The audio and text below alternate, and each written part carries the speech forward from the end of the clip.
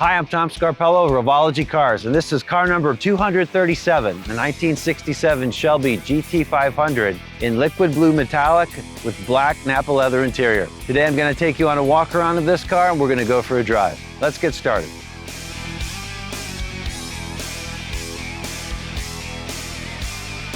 Okay, 1967 Shelby GT500 liquid blue, not an original color. This is the elusive liquid blue that was used by Ford on several show cars. It was used on the Ford GT. It is a difficult color to paint because it is very translucent. 7 coats of base are required to get adequate coverage. Definitely not a paint color that you would be able to use in a high volume paint shop, but it looks great. It's really worth the effort. It just has this depth to it. It kind of changes a little bit depending on the angle that you look at it. We really love the liquid blue. It does take a bit of extra effort to paint. So this car is really straightforward 67 Shelby, the classic driving lamps in the grille, the scoop on the hood, the 10-spoke wheels, Shelby badging at the side. This car is equipped with almost a ghost stripe. It's a very similar color to the liquid blue, so you don't really notice it until you look a little bit more carefully, so very subtle. Now this car is very authentic looking. There are only a few details that will tip you off that you're not looking at an original 67. This client opted for the optional hood latches, which replaced the pins with the cable. This car is not equipped with the painted Le Mans stripes, and that was not an option back in 1967.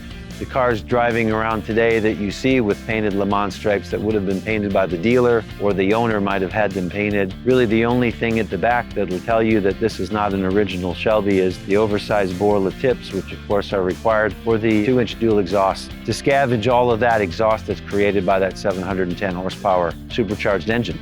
Now, of course, at night, the car looks completely different because all of the lighting is LED, and then it's very, very clear that you're looking at something other than an original 67. So inside, very much standard Shelby, but of course with the Revology touch, all premium materials. This car is equipped with Black Nappa Leather. The door inserts and the seat inserts are perforated. And this car is equipped with the console delete option, which is the most authentic looking interior treatment that we offer. It's only available with the manual transmission. Molded loop carpet with sound deadener underneath. Very nicely executed, very authentic looking interior. This is the 4th Revology for this client.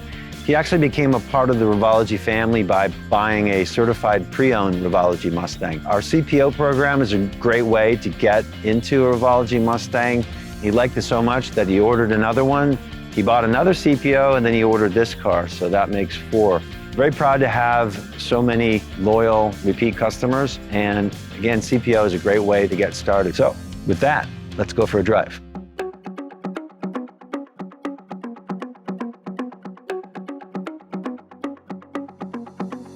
All right, here we go.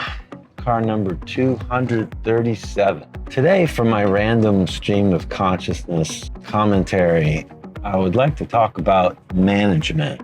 Revology has grown tremendously, particularly in the last 2 years. We're up to 156 people. You know, I used to be very involved in the day-to-day operation, and now my job has really changed, and I'm not so much involved in the day-to-day, and I've got people that manage the operations for me. I think a lot of founders have trouble with that. They have trouble kind of backing away from the day-to-day because they're so accustomed to being involved in the operating decisions. I think it's understandable because they are concerned that people aren't going to have the same attention to detail that they do. That's a legitimate concern. We have people that are running the business that are very detail-oriented, and I have high confidence in. But, you know, that's not always the case. And you always wonder, has the world changed?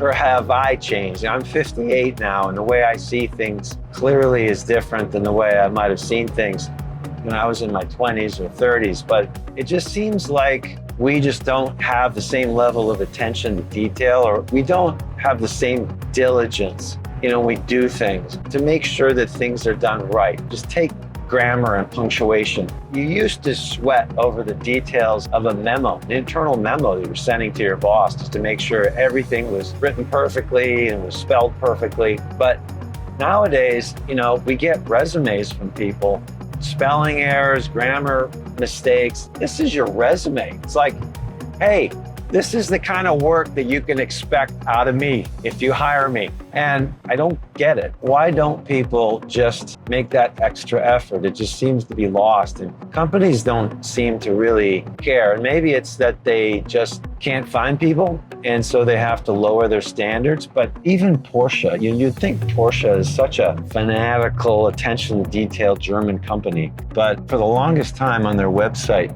they had misspelled the word Carrera. I mean, Carrera, come on, how could that be? And I remember thinking, that's odd.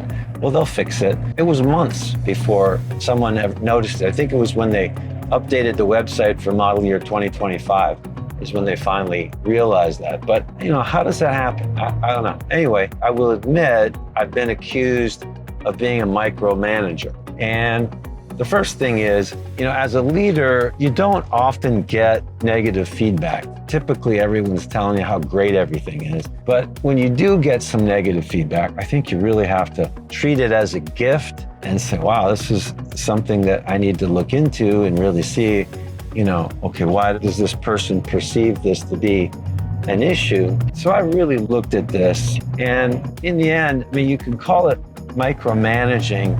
And that sounds bad, but you could call it attention to detail, and that's good. And, there's really fine line between the two things. If somebody's doing a good job, you don't need to micromanage. But if they're not, well, then you do. So if you're being micromanaged, I would say you might want to look at what you're doing and ask yourself, whether you're really doing all you should be doing. A Revology product is a luxury product. It's such an over-the-top product. It's over-engineered and it's hand-built to extremely high level of precision and detail. To be able to deliver a product like that consistently, your whole system has to be built to that level of precision and detail, or it just won't happen. We're all familiar with companies that were known for having a top shelf product when they were small, but as they grew, they kind of lost the script and the product kind of lost what had made it exceptional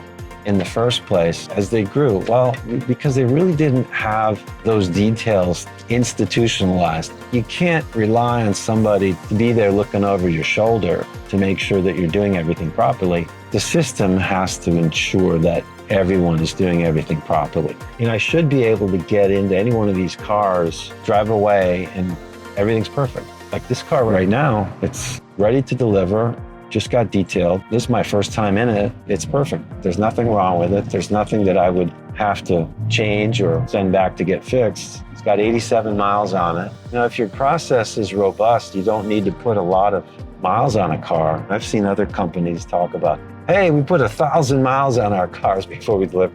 Really? 1,000 miles? You need to do 1,000 miles of testing? Well, because your process isn't sorted out. So all these defects end up in the finished product, and then you got to go and try to root them all out and fix them. Well, that's not efficient. And it doesn't give you the best outcome in the end. The best outcome is when your process is robust, it's consistent, everyone does things the same time, every time, and the outcome is therefore predictable. For us, one of the key elements of our build process is the assembly process manual, the APM, as we call it. The APM lists every single step that is required to build the vehicle in every workstation. And it's configured for the specific vehicle, depending on what the specification is, the model, the options, and so forth. Different steps show up in the APM, and each technician has an iPad, and they're able to look at the APM for that vehicle. They just go down the list, checking off operations as they complete them. And the operation has the information that they need, part information, tool, there's a torque spec, there's a work instruction associated with something. It's all there. And that way you can be sure that, everything gets done in the same order every time. It's done the same way every time, regardless of who's doing it. It becomes, not a factor that you've grown and you have more people. It actually becomes a plus, because now you've got more people and each person has more specific things that they do, so that they become more of an expert in those things. And it just gets better and better and better. So in reality, what's happening at Revology is just the opposite of that scenario that I described, where a company grows and it kind of loses its focus on quality. Is our process is getting better and better. And as that happens, our quality gets better and better. It's interesting, more people, better quality, better efficiency, and a better product, and a better experience for our customer. So call it micromanaging or call it attention to detail. Whatever you call it, it works, and we're going to keep doing it.